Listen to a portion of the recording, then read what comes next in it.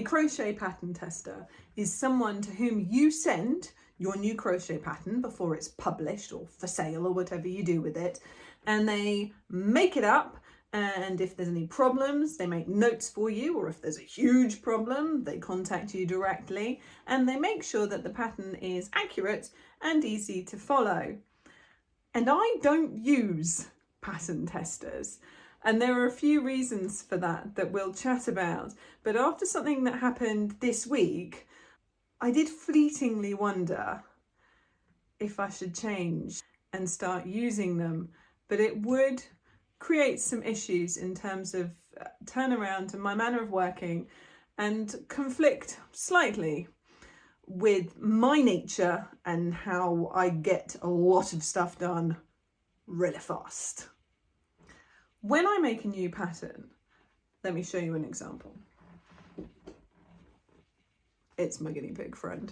When I make a new pattern, I write down, generally on a random piece of folded in half A4 paper, but on my phone if I'm out and about, that sort of thing, in the little notes section, I write down exactly what I'm doing it round by round as I do it. And I do that for a couple of reasons. One is quite simply because I don't want to have to try and do it again afterwards. And the other is that I like accuracy. I'm quite detail focused, but I also have a pretty shocking memory for numbers. I mean, numbers, they are not my friend. Words are my friend. Numbers have never been my friend. I don't know my times tables. I can do the times tables that pertain to numbers that frequently get used for magic circles. That's about it. So I make really detailed records as I go. And if I don't make really detailed records, like I didn't with this guy that I made in the car on a very long journey stuck in traffic, I was not the driver. I didn't make notes for this little chap. It's a mongoose, in case you were wondering. If I don't take meticulous notes and I don't write round by round what I'm doing, I just don't publish the pattern. I'm also very comfortable with visualizing the shapes. I've been doing this for quite a long time now. I can visualize the shape that goes with the pattern that I'm reading. So when I scan through the pattern at the end, I can see in my head what I'm reading on the screen. I guess it's similar to the way that you read music, right? You see the notes, you hear the notes. I see the increases and decreases, I see the shapes, and I'm sure everyone else who designs amigurumi is the same way. So I don't tend to feel the need for pattern testers, which is all well and good until I happened to check my emails the other evening, and a very nice, polite lady had sent me an email questioning some instructions in one of my patterns. And I had a look at what she'd said, and I had misnumbered the rounds. So I had rounds 1 to 10, and then 9 and 10 again, and then continuing onwards. And she was questioning whether a pair of the 9 and 10s should be disregarded entirely, or whether I just misnumbered them. Now, I had misnumbered them, and I checked that by going and getting the toy that she was asking about and counting the rounds. I then replied to her straight away, fixed the pattern on the website. But it did leave me feeling really bad, because it's so annoying when you're following a pattern and you're questioning whether you've made a mistake, and you realise that no, it's just that the pattern is impossible or it doesn't make sense. And I don't want to be that guy. I don't want a wrong pattern. And I do think that would be more important if I charged people. All my patterns are free. But I do still feel when you're giving someone instructions and helping them to learn or create, that you do have an obligation to get it right. I've been publishing patterns on Lucy Kate Crochet for since 2015. So what's that, 8 years? And I can count on the fingers of one hand the number of times I've been contacted with questions about the pattern where I've made a mistake. And most of those were for one of my very early patterns where there were mistakes and they've been fixed.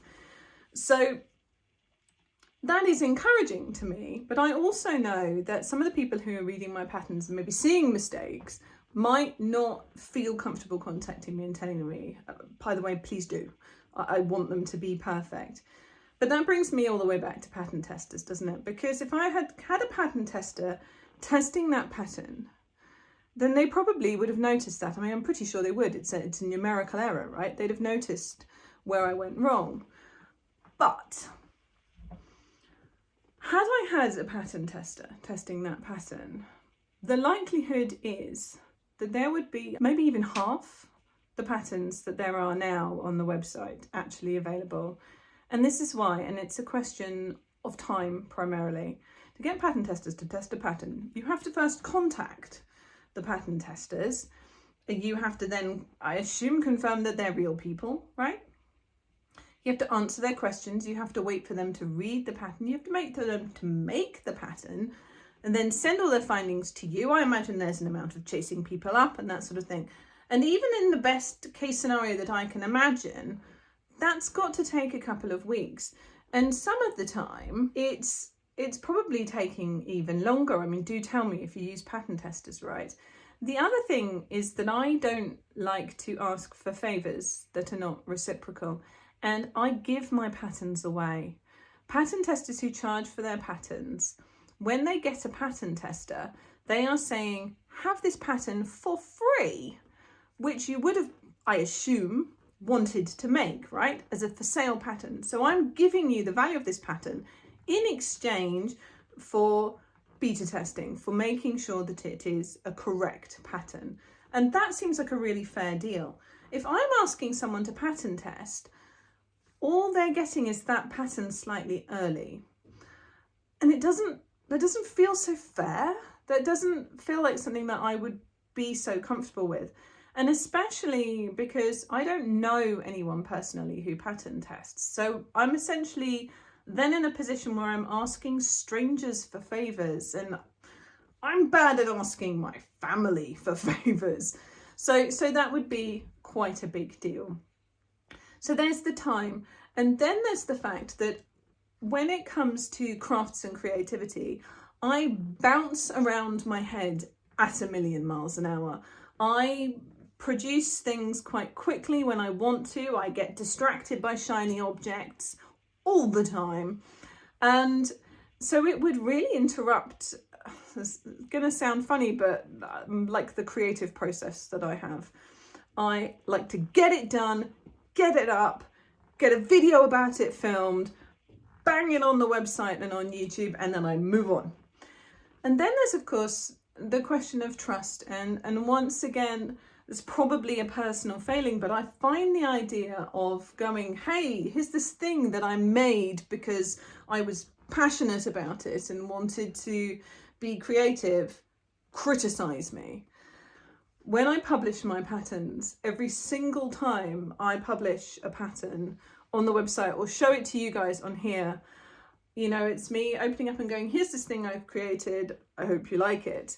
And if I'm then giving it to them at the same time and I'm going, hey, judge me, it just adds this whole layer of stress and complexity. So a lot of those things are me problems, right? They're not a problem with pattern testers, and probably not any sort of a problem for people who aren't riddled with self-doubt.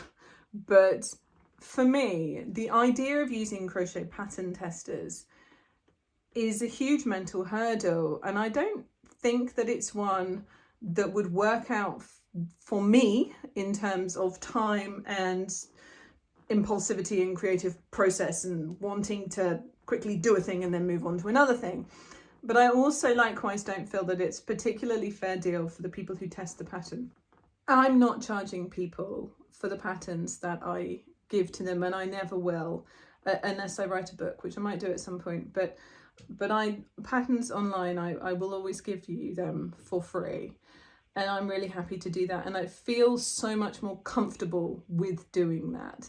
So it's hard for me to imagine getting someone to pattern test and for that to feel like a thing that was worth their while. And I suppose that's the bottom line. It has to be a reciprocal arrangement, right? It has to be something where you're getting something out of it, I'm getting something out of it, and the readers of the website and the viewers of this channel who like the patterns and want them get something out of it. And at the moment, I feel the fact that I am able, with no notice whatsoever, as long as I am awake, if you message me and say there's a problem with my pattern, I can go onto my website and I can edit it straight away and I can fix it for you. That is why I don't use pattern testers. But on the occasional days where it turns out that I've made a mistake, I do wonder. What do you think? Genuinely, nicely, tell me what you think. I really, really do value your views on that one, and I look forward to hearing from you. And if you've made any of my patterns and in the past, how did it go? Tell me, were they clear? Did you think that they were brilliant? That's the sort of feedback I like. But let me know what you think. I really look forward to hearing from you. Happy crocheting!